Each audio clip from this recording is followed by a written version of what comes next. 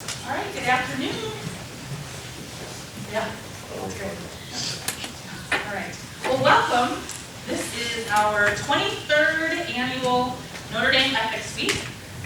And as you have read, I hope our theme this year is community. So our goal is to bring a group of diverse experts from both academia and the corporate world to reflect on this topic.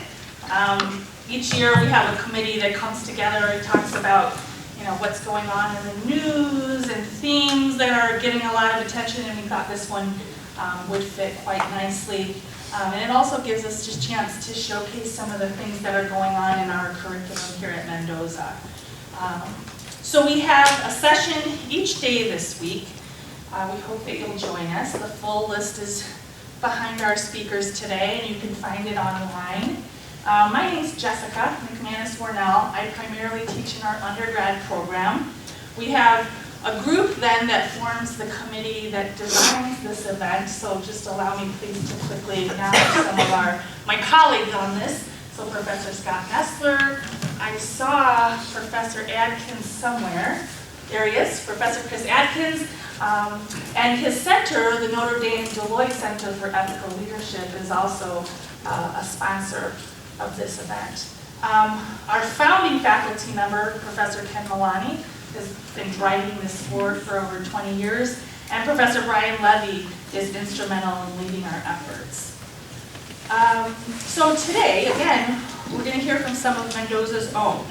So we're joined by some of our MBA students, two of our students, Emily Clark and Paul Trisick, and then Professor Joe Holt. And I would like to say a couple words about Professor Holt, and then he will introduce his counterparts on the panel. So Joe Holt is a teaching professor in our Department of Management and Operations here in Mendoza. His degrees are from Boston College, and he spent 12 years as a Jesuit studying philosophy, and at the same time doing a lot of teaching at universities, including Boston College and Loyola University Chicago in Rome. So after leaving the Jesuits, he talks about his time of reflection and discernment in his career. He had a brief stint as a stockbroker and then graduated from Harvard Law. He worked for more than 5 years as a corporate attorney in major Chicago firms, at the same time teaching business ethics and the spirituality of work at Loyola University Chicago. He teaches here at Notre Dame the foundations of ethical business conduct in our MBA and MSM programs, ethics in the nonprofit organization in the M&A program, and ethics in finance and MSF, the Master's of Science in Finance. He teaches ethics in emerging markets, and the course that you'll hear about today, Rising Together, Gender Equity in the Workplace. And he also teaches negotiations. So we rely on Joe for a lot of expertise at the College of Business. You may also have seen some of his writing. He writes op-ed pieces for CNBC, The Hill, CNN, the Chicago Tribune, Fortune magazine, and is now a contributing writer at Forbes. So issues regular leadership in the area of business ethics. He's also won some teaching awards, which will be evident when you see his style today. So please join me, in welcoming Professor Joe Holt, who will talk about his text. Thanks, Jessica. I appreciate that.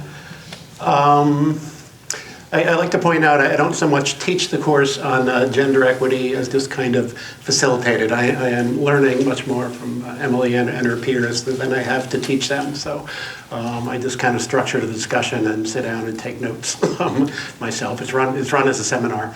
So Emily Clark is a second-year MBA who is focused on consulting. She is the outgoing president. They're going to change this week or so. Of the consulting club, worked in consulting roles as an intern at PwC. This summer, Emily was an undergraduate at Bryant University, majoring in business administration and management. She was also a scholarship athlete playing Division I field hockey. one reason among others you don't mess with Emily. So Emily, as we'll hear, played just a critical, indispensable role in launching the whole gender equity initiative here at Mendoza. We'll get into that. Emily will tell that story, but basically it started with a series of discussions a year ago fall on gender equity, and Emily reached out, asked me if I'd help facilitate the discussions, and that just led to the course and led to a lot of other different things, none of which would have happened without Emily. So, and then Paul Trisick, also second year, MBA, and Paul is VP of multiple clubs, the interview prep, the consulting club as well, and then the MBA gentleman, in response to the Women in Business initiative last fall, created a Mendoza Men as Allies Club to kind of support the women in seeking greater gender equity in the MBA program and kind of beyond that. And that's a really, really critical thing. Boston Consulting Group did a study showing that when men are involved in gender equity initiatives in companies, 96% of the time, those initiatives prosper, do well. When men are not involved, it only works 30% of the time. So just the reality of the business world now is such that in many organizations in business, men in fact are at the center holding a lot of power, and if they're not involved in making things change, they tend not to change. So a lot of companies have dealt with things like gender equity, racial equity, all of that by having affinity groups. You know, women speak with women, minorities with minorities, gays with gays, and so forth. And what they found is that those are pleasant conversations, but they don't change much. The way you change things is by getting the people who hold most of the power involved and on board with the initiative. So it's tremendous that Paul and the other MBA guys kind of stepped up to do this. And my generation, guys, would not have felt part of that discussion at all. We wouldn't have felt invited to be part of the discussion. I think the guys have felt invited to be part of that, in large part because the way of Emily and other women in business leaders just took such an inclusive approach themselves into structuring the discussions, making it clear that men were more than welcome in the classroom. Anybody who wanted to be part of the solution was welcome to be part of the solution. Paul graduated from Western University in London, Ontario. He is from Canada. And intriguing double majors, so management but also classics. So it's very rich combination. Paul plays a variety of sports, including soccer, volleyball. I had to confirm, but of course hockey, being from Canada. So, and you've coached hockey as well. So yeah, so they will share the story later on about the whole initiative here, which has led to Jessica's course now at the undergraduate level, which we're tremendously excited about. This is a great time to be addressing this topic here, so thanks all for coming. I just wanted to share some stats about gender equity in the workplace, just to give you a sense of why so much attention is needed to this issue. First of all, multiple studies show that women are more likely to be interrupted at meetings. Actually, if you watch like Sunday news talk shows, you'll see it happening there. Women are also more likely to be interrupted by other women as well, by the way. So women are just more likely to have they're more likely to have their ideas taken by somebody else, kind of taking credit for them as well. They're more likely to be called things like, you know, honey, sweetie, this kind of a thing that sort of serves to undermine their authority, not a helpful thing.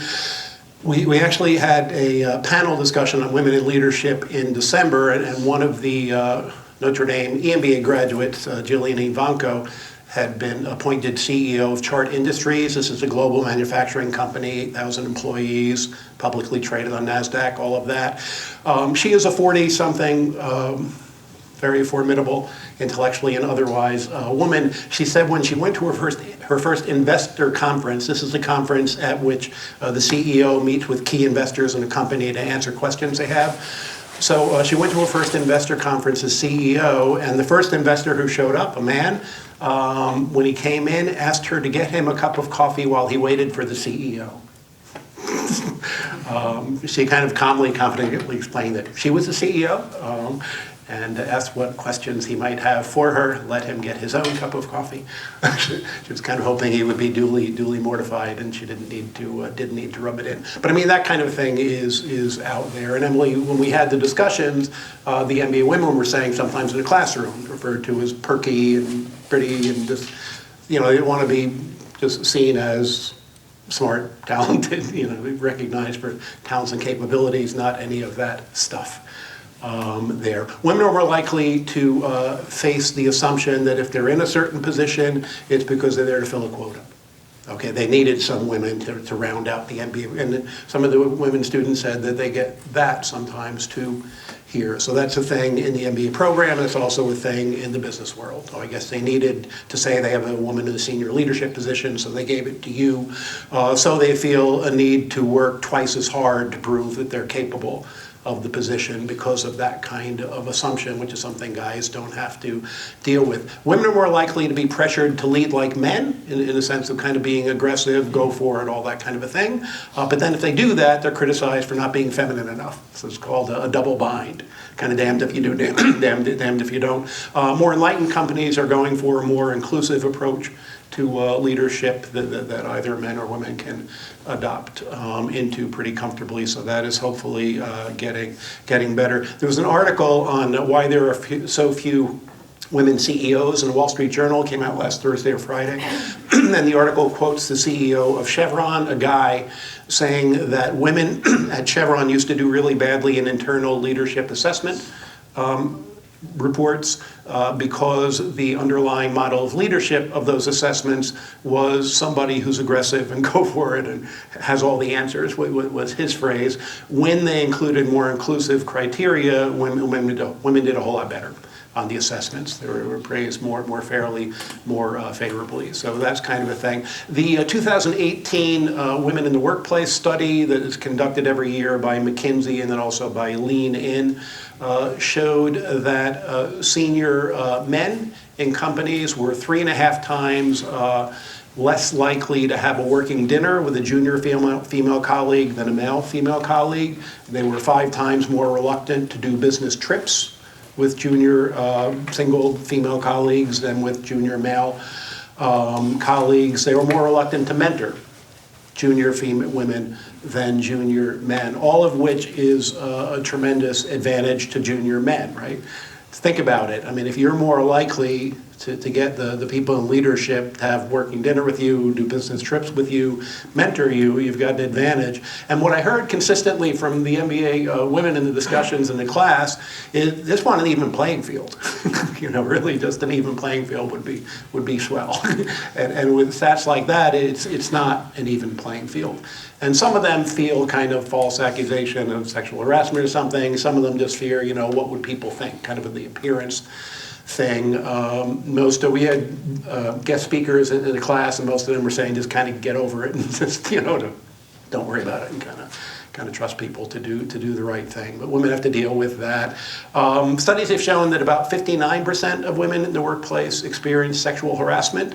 If you are a woman with a bachelor's degree or higher, it actually goes up to over 70%. Experiencing sexual harassment. Again, relevant to an even playing field. Think about trying to do your best work when you got to deal with somebody harassing you in the workplace. Hard to kind of keep your head in the game, hard to be focused, hard to be comfortable in your role and doing your best work with things like that going on.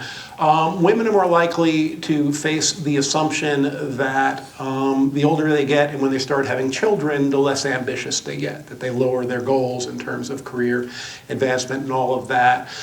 But an interesting study showed that women with children were at least as ambitious as women without children for higher leadership positions. And what mattered to them pursuing those positions or not was actually the culture of the company that they worked for. So if they worked for a company that was diversity enlightened, that had a gender diverse leadership team, board, and all that kind of a thing, then 85% of the women surveyed said they were eager for a higher leadership position compared to 87% of men. So virtually no difference, no significant difference at all. But in companies that did not have diversity in their own leadership teams, then the percentage of women interested in a higher position dropped from 85% to 66%. Big difference. With the guys, it also dropped, by the way, but only from 87 to 83%. So it depends more on corporate culture than anything like that. There's some studies that show that women actually, the more they have children, like become even more eager for leadership positions, just kind of wanting to be a role model and provide and all that kind of a thing goes on there. I have, Jessica mentioned, now I'm a contributing writer for Forbes, so I have an article that is slated to be published at 6 a.m. tomorrow morning, the title of which is that companies need to work harder and smarter at promoting high potential women. And it's kind of a response to the Wall Street Journal article that came out last week. So a lot of that is fresh on my mind too. The journal article pointed out that there's good news and bad news, as there often is when it comes to gender equity. And the good news is that if you look at the Russell 3000 index, those are the 3,000 largest companies in the U.S., largest publicly traded companies in the U.S. Over the past decade, there are twice as many women CEOs as there were a decade ago. That's the good news. The bad news is that women still lead fewer than 6% of those companies. So we've gone from about 3% to about 6%. That's progress there, but it's not enough progress. That article pointed out also that in the past year in those companies, 307 of the 3,000 companies appointed new CEOs, but only 26 of the 307 were women. And at the same time, 17 women either stepped down or were ousted from CEO positions in those companies. So the net effect is actually even worse than that. When they dug down into that, what they found out, which is really interesting, is that companies, when it comes to dealing with gender equity, and everybody wants to say that they're caring about that these days. Everybody wants to be seen as doing something to promote gender equity. So they look for quick results. And where they get quick results is to appoint some women into somewhat senior positions and then kind of, okay, that's taken care of. Look, we've got a woman. There's one now. So that problem is solved. But what they say is that companies are working hard to do that, but they're not working smart, because what they find is that there are certain positions that are the typical stepping stones to becoming CEO, and those are positions with profit and loss responsibility, where you're in charge of a unit, you're in charge of a department, you've got profit and loss responsibility, you've got responsibility for the bottom line, your performance is evaluated accordingly to how well you do that. So P&L positions are what leads to CEO, and those positions go disproportionately to men, is the problem. Is what they're saying. So the article points out that men they surveyed, this is based on a study done by the Wall Street Journal, the men they surveyed were 3 times more likely to be encouraged to seek a P&L position, a leadership position with P&L responsibility, than the women were. 45% of the men said that they had received detailed guidance on how to land a leadership position with P&L responsibility. Only 15% of women were able to say the same thing. 79% of the men interviewed said they have support networks that encourage them to seek promotions and sang their praises and all of that. It was only 45% for women who were able to say the same thing. So again, kind of not even playing field when it comes to that. The Wall Street Journal study supplements a study that was done by the women in the workplace in this past fall of 2019. So the Wall Street Journal study focuses on the problem at the higher end of the career ladder. So, getting into senior leadership positions.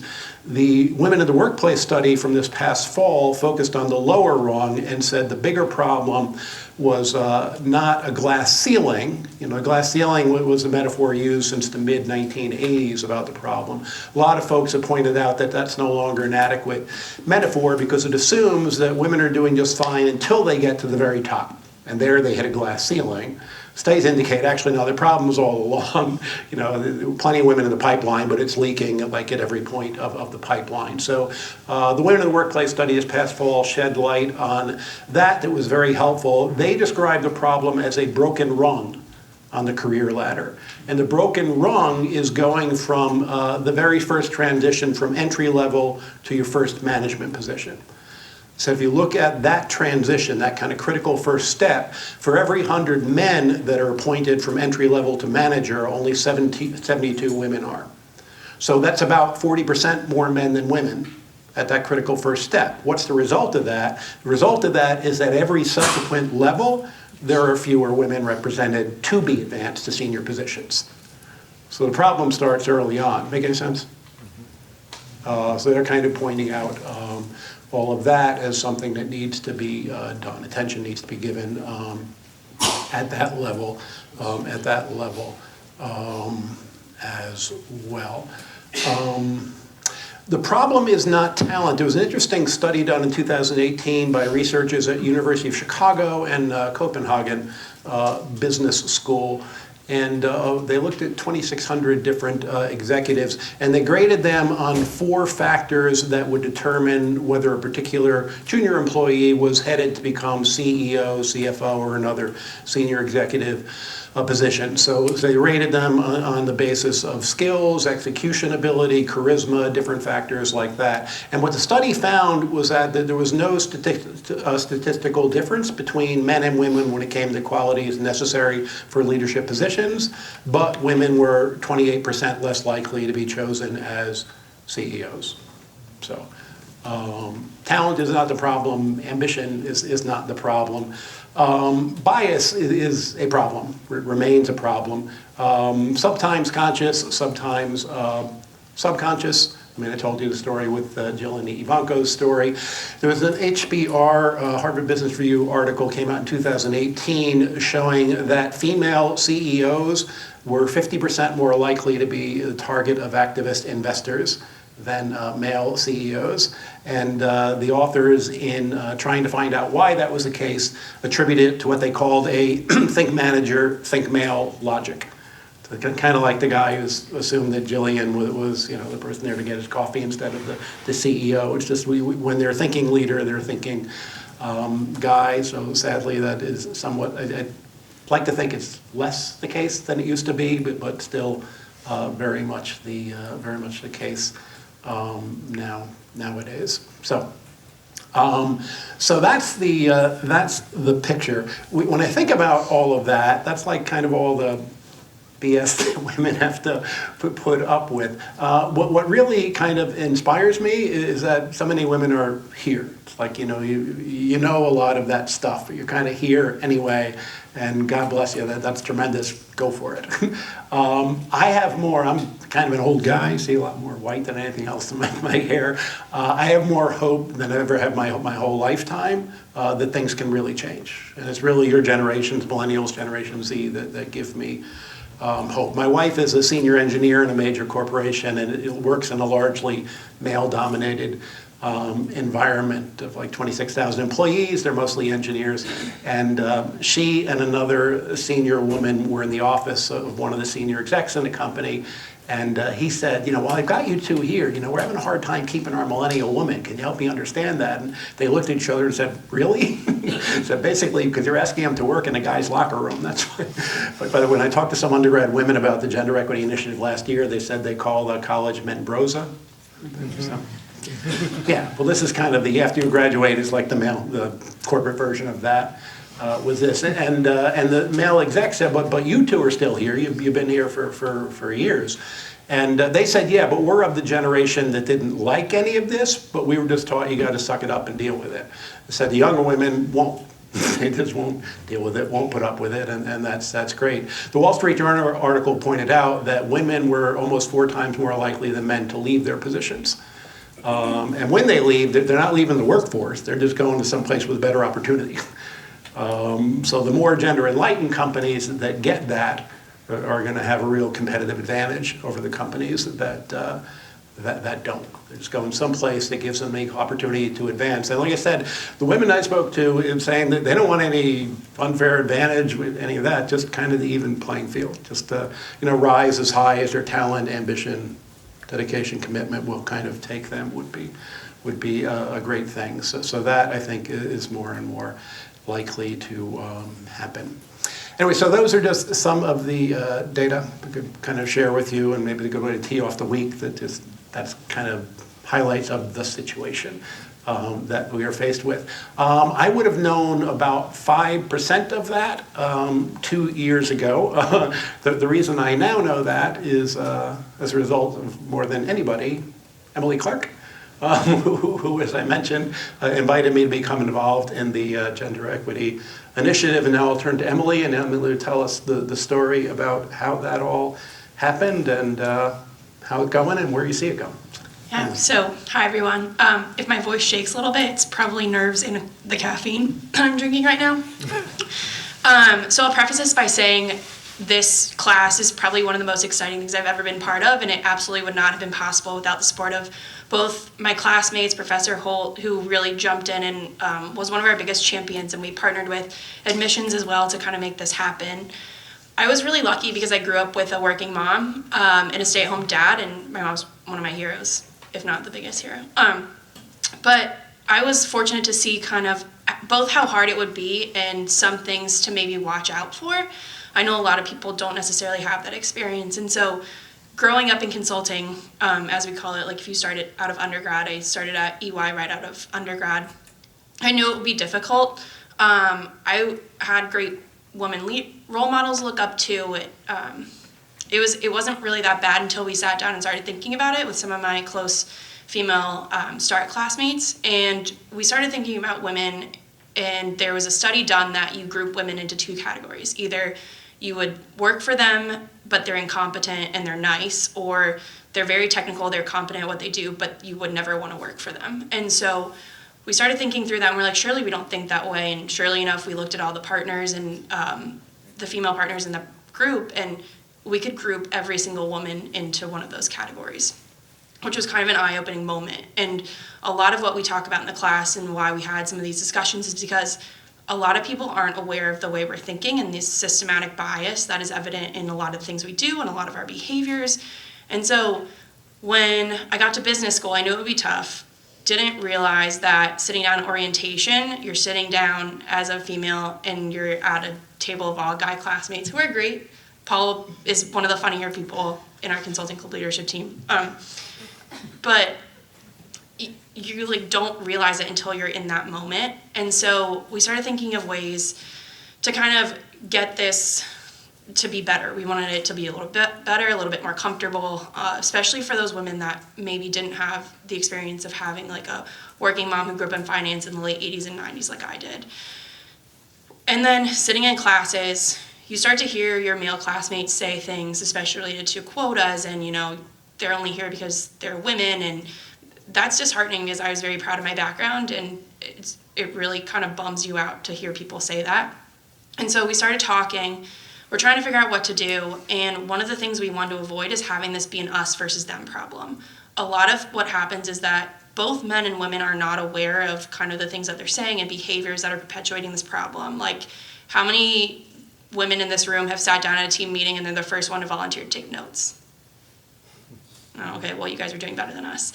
That was what a lot of what I did at my previous role. I immediately volunteered, one, because, well, this is a plug for consulting. Take meeting minutes, you'll come up to speed on every process you need to know very quickly. But there's a point at which you should say, I've taken the notes the past 4 times, would love if someone else did it.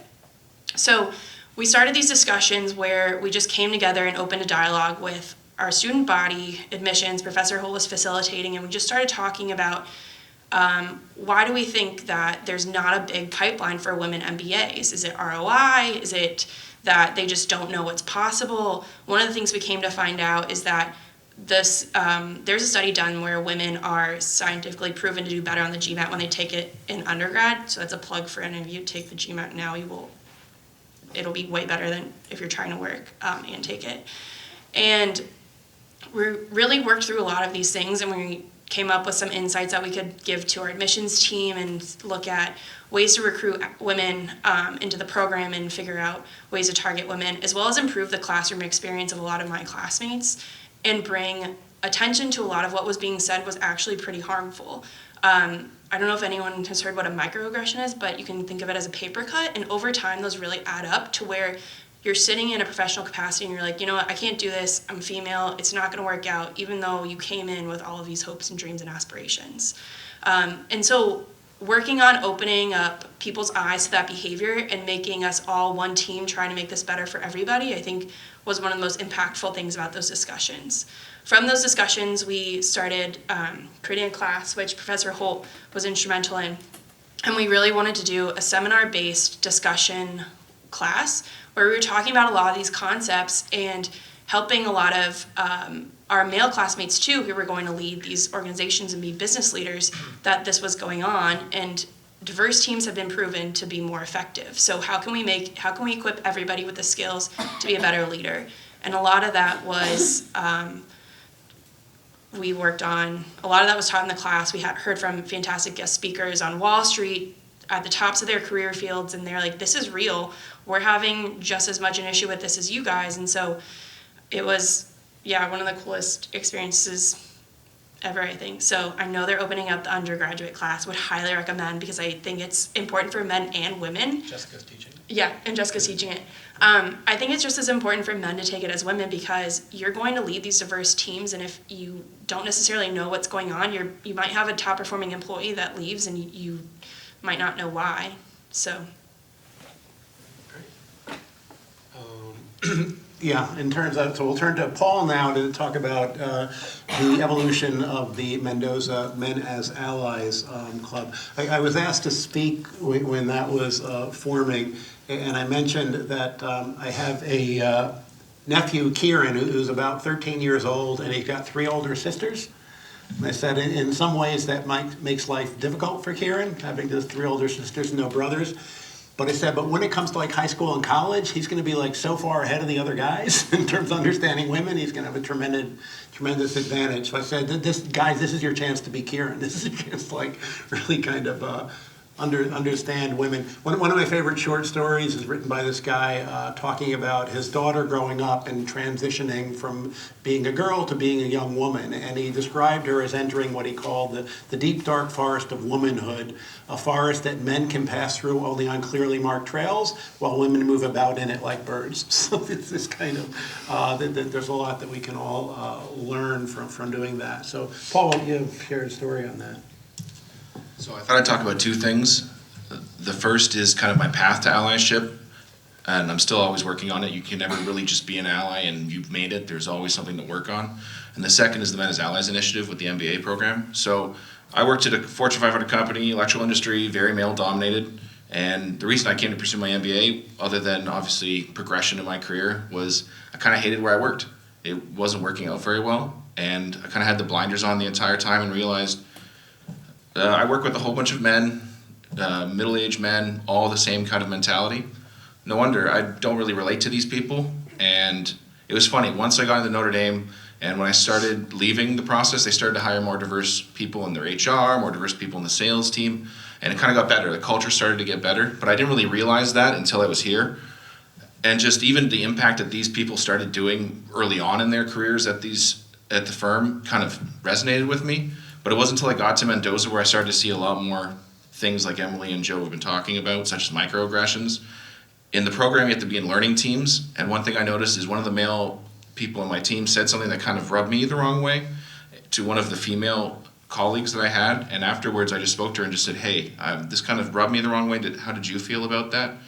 And then I started to get closer with her and hearing more and more of the stories from not just, orientation week when we all met, but throughout her career. She was actually an undergrad going into the program, and she also is like you guys. They were in school. She was in school for 4 years, and she's going to be in school for 6 years by the end of this year. And I started to learn more and more, and I kind of got more and more curious.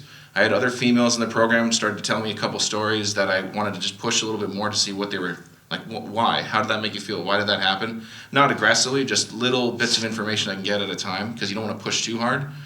And you just started realizing, wow, there is kind of like a systemic problem that I never really thought of. And then I started thinking back to my career and how we started introducing these diverse teams and people, and we started to realize that some aggressions start going away when you have diversity, and that's why I thought, well, this is a good momentum. And then I started looking at the class, and there's only 27, I believe, 29 in the class, and I started to say, okay, well, is there an issue here? And I thought, well, all the women in the program are very qualified. I would never think they're here just because they're women, so that's not the problem. So what is the problem? And again, it's that kind of curiosity that unravels kind of the thinking and the process in your path to allyship. Is you start asking those questions. You're not going to fix it right away. You can try to be an advocate for it, but just keep being there, being curious, and keep asking people, like, how does that feel? What happened? What are some of the things you've seen? And you're just going to keep learning, and your blinders start to go away slightly, and you start seeing more and more of the picture. And that's really powerful when you're a leader. And that's how Men as Allies started. Myself and a couple of the other males in the program started talking, getting more curious, and we decided, well, maybe we can help the women in business with their initiatives. Emily was doing a great job leading those discussions and the panels. We didn't really have a formal support group of men, so we started doing that in the second semester. And with that, we started to lead other initiatives, just speaking about diversity in the workplace, and some of the statistics that Joe mentioned even were great. Another thing to mention, Emily gave me this great book called That's What She Said. No, it's not by Michael Scott. It's a red book that you can get on Amazon for $10. Joanne Littman, thank you. And what it was is it started saying some of those statistics that Joe was mentioning earlier, and I thought, well, that's not true. Men don't interrupt women, women don't interrupt women. Then I started to take a tally in a couple of my classes just because I was curious, and I started to notice differences in my classes, and I tried to do tallies of other things that were mentioned, and I just kept noticing, okay, there is kind of a pattern here, so I wonder why. And that book kind of opened up more and more into some of the systemic reasons that have occurred, as opposed to blaming one or the other, just kind of saying, well, this is how it is and this is what I've seen. And the more and more you get educated on those aspects, you're going to get more passionate about it, because you're going to go, okay, I actually did notice that, and this book's also right. It's not just the blinders again, which it comes back to.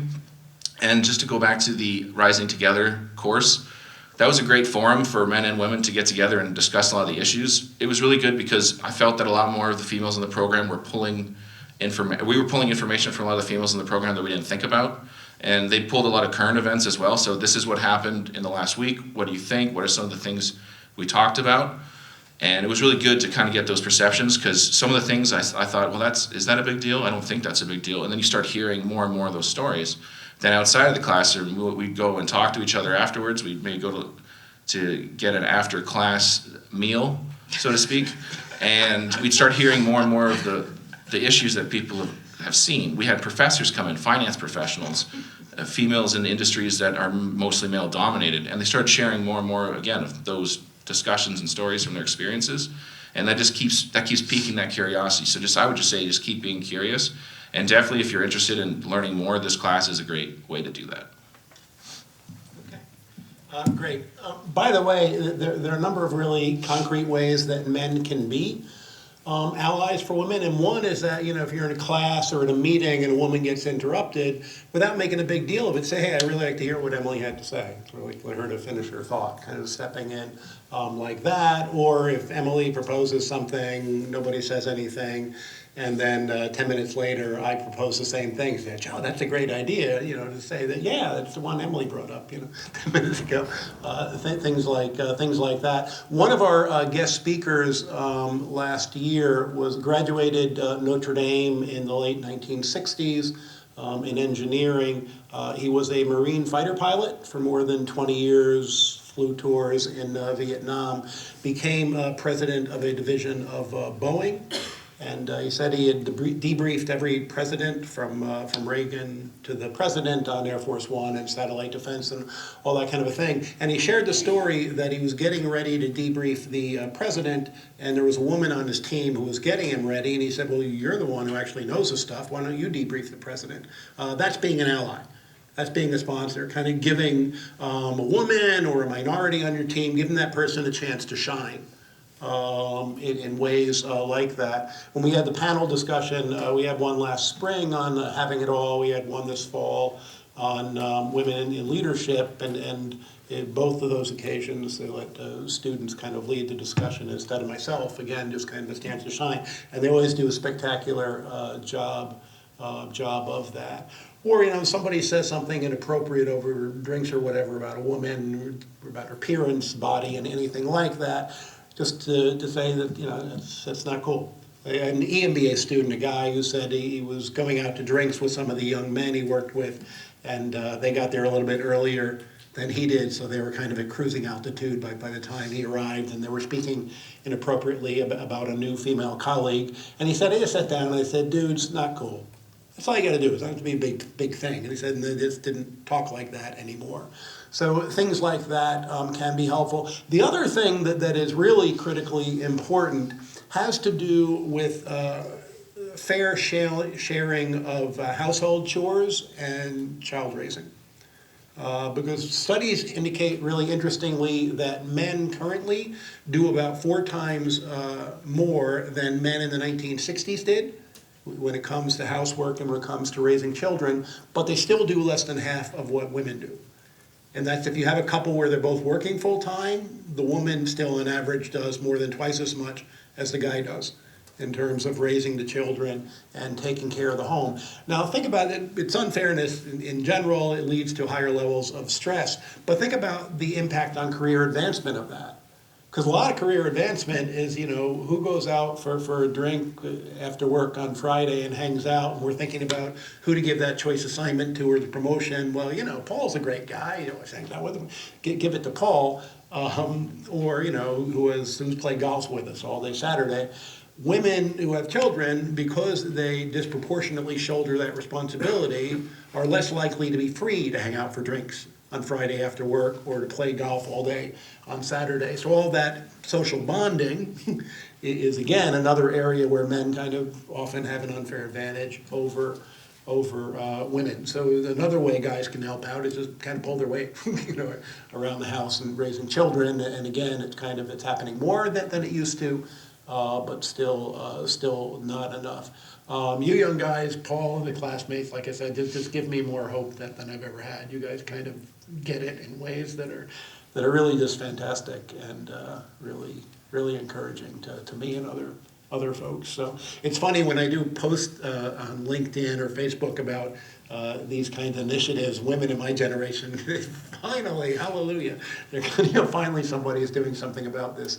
Because it's been a problem ever since I came on board at Notre Dame in 2004, but Emily and the rest of the women in business leaders, and then Paul and the Men as Allies leaders are the first ones to really do something substantial, constructive about it. And now you folks are all part of that initiative as well. So these are exciting times to be looking at this issue. Part of what the focus was too with the discussions was the MBA program itself, right? I think last year was just under 24% female. I don't know what that number is this year, but I know they said with the new initiative that it's more than like a big increase in the number of women candidates. Mm-hmm. Is that? Right. Yeah.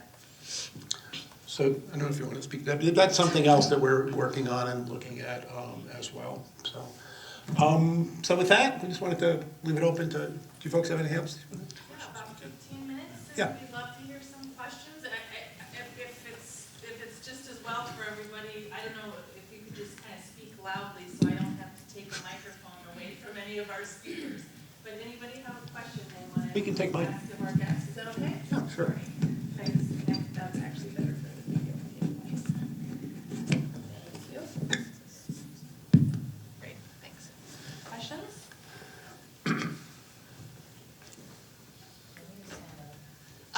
Unless if you don't feel like it, you don't have to. Okay.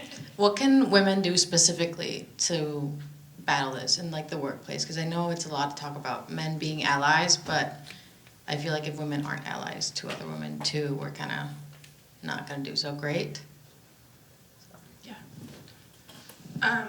I think that's a great question, and a lot of the onus of this problem is put on men. And so one of the reasons this initiative was so successful is that we thought, hey, these are our friends, these are our classmates, we're all going to be on teams someday. Let's make it a solution where we're all working together as opposed to us versus them, and we just have all the women sit in a room and talk about all these grievances. A lot of times, men, people just don't realize. And so the other piece of advice I would have is always assume positive intent. if it's really harmful, absolutely speak up, say something, or talk to a confidant about it. Have one of your male classmates really work on holding that person accountable. But making it one solution together and having this be one kind of team-based solution, I think, is key. Yeah, so I agree with that. I'd also say just be confident. We had a guest speaker in the gender equity class this past fall, Gianna Byrne, who's the academic director for the MSF program, very high level finance positions she has held. And when she started out in finance, she was one of 4 women on a trading floor with 400 traders. So really a minority. And part of her advice was, when you're giving a presentation, talking in a meeting, whatever, walk in like you own the room. Just be confident. There's an interesting book I was reading about just yesterday, Girls Who Rule the World. And it's this woman writing about the way that we raise girls sometimes has negative effects on their career advancement because a disproportionate percentage of the girls don't feel they are smart enough, headed for senior leadership positions, et cetera. Guys are more likely to be really confident about their prospects compared to girls. And then women, and then there's kind of a ripple effect. And the stats on, the guys apply for the job if they meet half the qualifications. Yeah. And It's like women need to feel like they have 80% of the qualifications to even apply for the job, whereas men are comfortable applying with 2% of the qualifications, which Right. is astounding. yeah, so we tend to be overconfident, and women tend to be not confident enough. So just kind of feel better. More confident about all that. Also, for men, it's important to make this distinction between men as allies and men as knights. So men as knights is this kind of, ride in on the horse and sort of save the day, damsels in distress and all this kind of a thing. There's a guy who gave a TED talk on trying to recruit men to support gender initiative. And he said the problem is sometimes guys' attitude is like, well, thanks ladies for bringing this problem to our attention, we've got it now. Kind of will save the day. He called that the phenomenon of premature congratulation. So on the part of the guys. So that is not what's needed. Really, just kind of be with the women and support them. But we're not needed to save the day in any respect like that. And women also do need to support other women, because I also teach negotiations, and it's interesting that women are often penalized for the same behavior that men are praised for. If men are aggressive and go for it, they kind of pat it on the back, and that's our guy. And if women do it, then they're referred the B word or something else like that. But the part of that always floors me is that women are penalized for the same behavior men are congratulated for, not only by men, but by other women. So there are instances where women are not helping women. So that's got to change, and I don't. Folks other than me will better understand why that happens, but it happens sometimes. So We're still working on it. Other questions?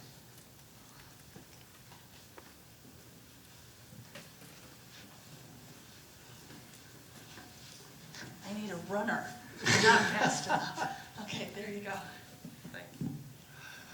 Hi, thank you for setting this all up. I was curious, what's your suggestion when it comes to advocating for gender equality when you are talking to a supervisor or someone of higher position?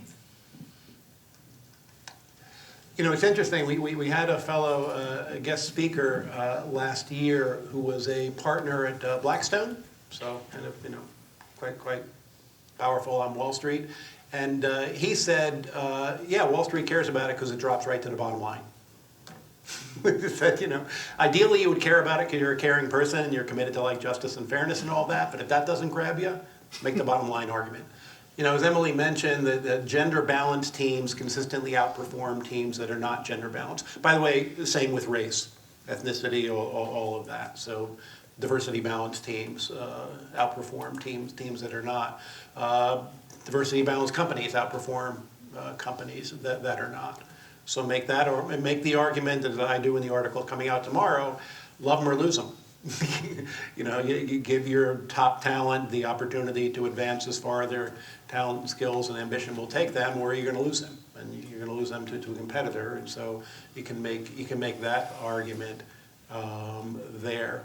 It's often, I also teach a course in sustainability. If you want to influence somebody, it's good to reflect on who that person is, what they care about, and what language they use, and if you can pitch it to them in those terms. Like often for some people in finance, sustainability is like kind of a tree-hugging sort of word that fits, so talk about long-term competitive advantage. It's fine, get you to the same place. So just, you use language that they're comfortable with. Talk about talent retention, talk about all of that. If you have other thoughts. Yeah, so I have two things. So in the program, especially when we started Men as Allies, a lot of men were resistant to being a part of the initiative. And what we did is we actually filled our lounge with stats, kind of like what Professor Holt said, because a lot of it is, again, curiosity and being educated. So getting as much information out there as possible. I use my LinkedIn network a lot, as you'll see if you add me, which you all should, because I'll talk to every single one of you if you'd like. And just make sure you spread the word that way. In my internship in the summer, we had an advisory board, and my manager said, well, what do you think of this advisory board? And I said, well, a lot of white men, honestly. And I just said that right to her, and she didn't even realize it.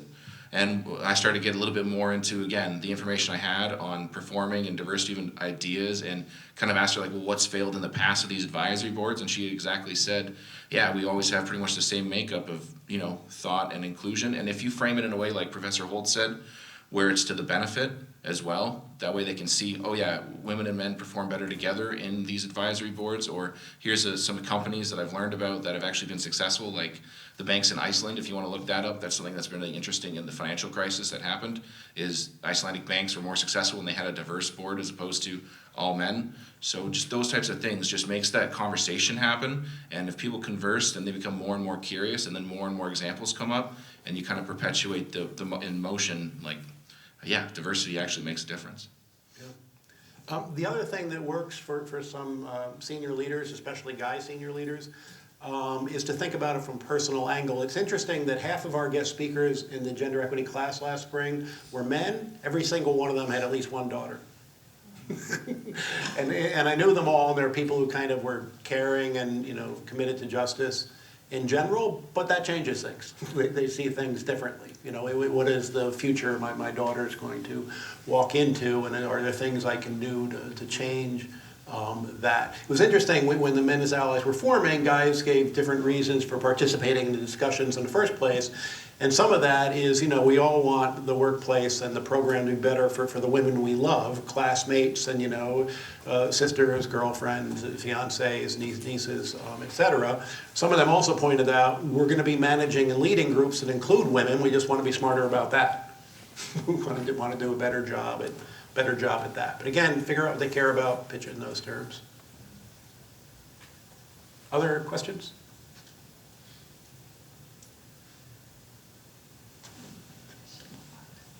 Yeah. Go ahead.